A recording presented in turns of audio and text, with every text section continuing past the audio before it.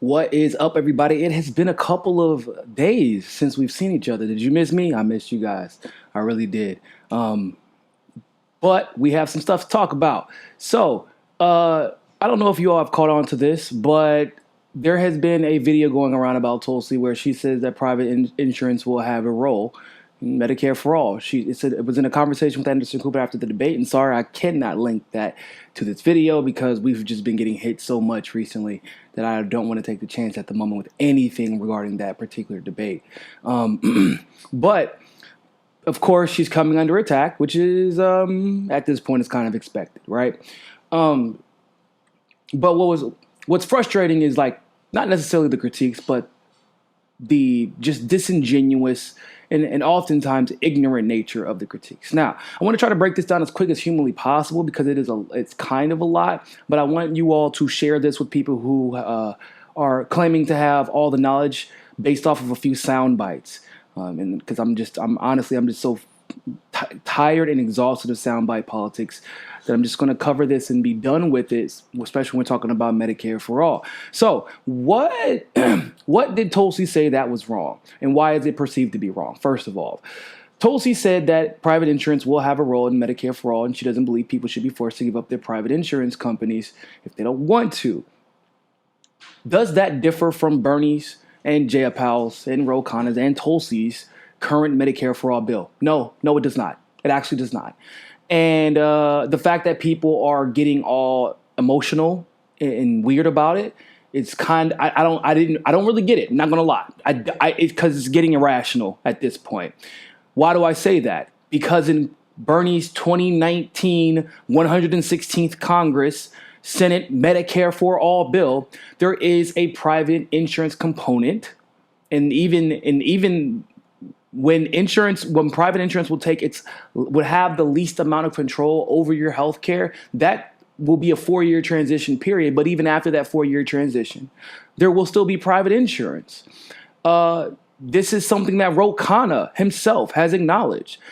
Now, where is the disconnect coming? Well, to be truthful, the disconnect is coming because Bernie has said on several occasions that he would get private insurance out of Medicare for all and out of the industry completely. And I'm going to be honest with you. I don't think that he's doing it on purpose, but it is misleading nonetheless. And people have taken that and ran with it. Oh, there's not going to be any private insurance. Not going to be any private insurance. It's not true.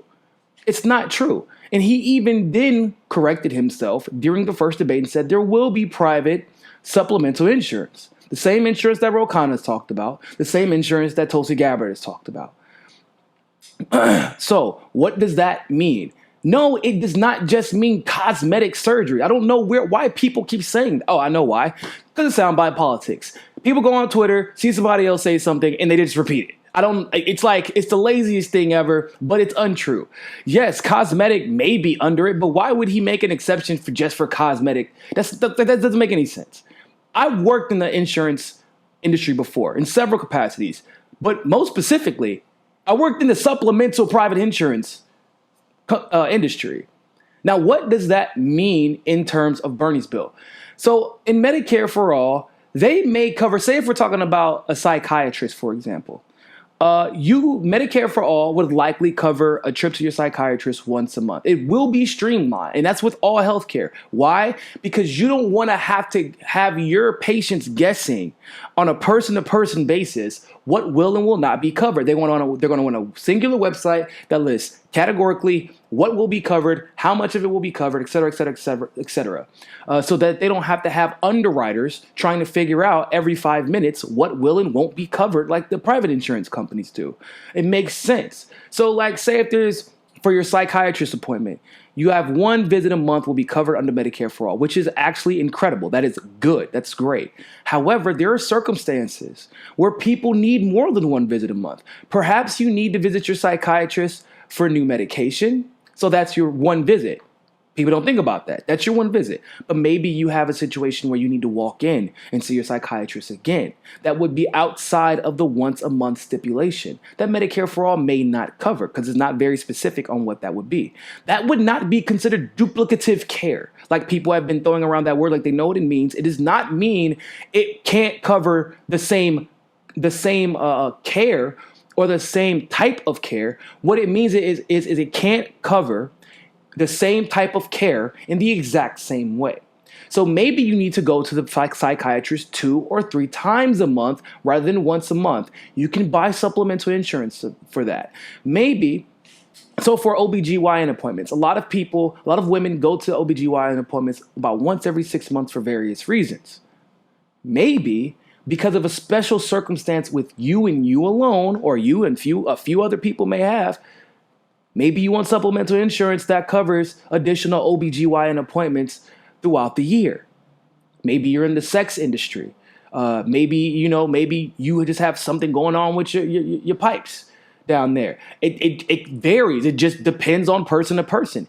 You can get supplemental coverage that would be considered private insurance to take care of that.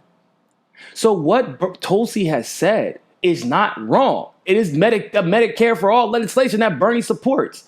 What I do not understand, and what I would not try and speculate, is why Bernie keeps saying it's not private. Maybe, no, I will say this. He probably doesn't go into detail. And probably Tulsi as well. Because neither of them have worked in the medical insurance industry. None of them. So he can keep saying supplemental, and y'all can keep thinking it's just cosmetic, but it's not. There's chiropractor care that isn't covered by most insurances, but it is covered by some supplemental insurances right now.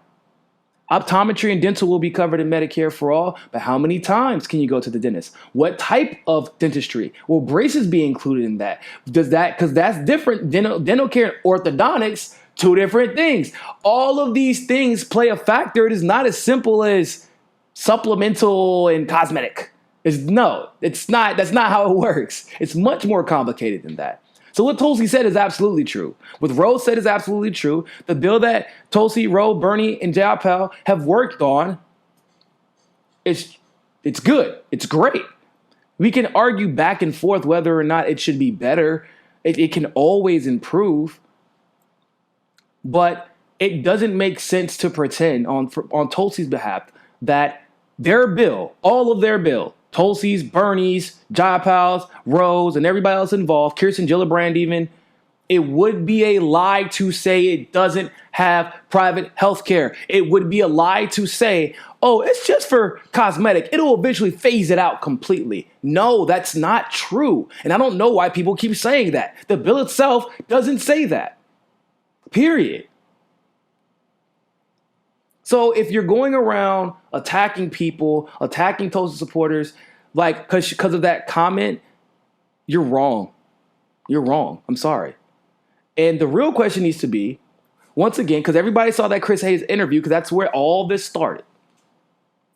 Oh, well, Bernie said he doesn't want private health care. He didn't raise his hand for private health care. Guess what? That question, first of all, was a lie. That question was misleading. So, oh, he's going to give up private health care for government health care. Why? That's not what Medicare for all asked for.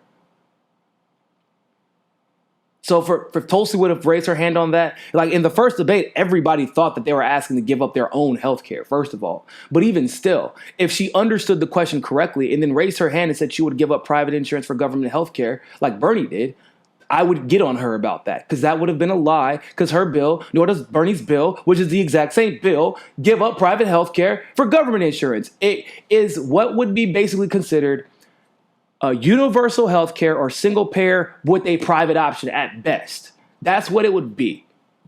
It is not an opt-in system. It is not an opt-out system. It is, yes, your coverage will be your coverage regardless of your situation. And then if you need additional coverage, like maybe an elective surgery. Maybe it's an elective surgery that Medicare for all would make you wait over a certain number of months for, but this insurance company taken by this particular surgeon at this particular hospital will allow you to have that elective surgery much quicker. And it may allow you to even select your surgeon. Why would you want to have a different surgeon mate? Because maybe that other surgeon is only 3 stars and this one's 5 stars. Maybe this particular surgeon, for example, my brother lives in Virginia. If I had an elective surgery, maybe he would be the one taking care of me. So I need a surgeon who's in Virginia where he can pick me up. My brother would be able to pick me up at that hospital and then take care of me for the 3 or 4 days I'm out of commission. There are numerous reasons why supplemental insurance is necessary, which is highly likely why they didn't phase it out completely. But it is weird that people are pretending like Bernie's bill doesn't have private health insurance just because Bernie himself said he doesn't want private health insurance. He can say he doesn't want it all he wants to, but the facts are the facts. His bill has private health insurance. And so if you have an issue with it, he was leading the charge on this. The Sanders Institute was leading the charge on this. So don't bitch at Tulsi. Don't bitch at Tulsi supporters. Go talk to Bernie and ask him to clarify. Don't ask Tulsi to clarify. Because at the end of the day, it's his bill. Hey, don't forget to subscribe and hit the notification bell to get all of our notifications if you like that episode of Mikasa Sukasa. You can also help continue to grow our show by donating to our Patreon and helping us hit our goal of 500 patrons. But remember, more than anything else, find your balance. Peace.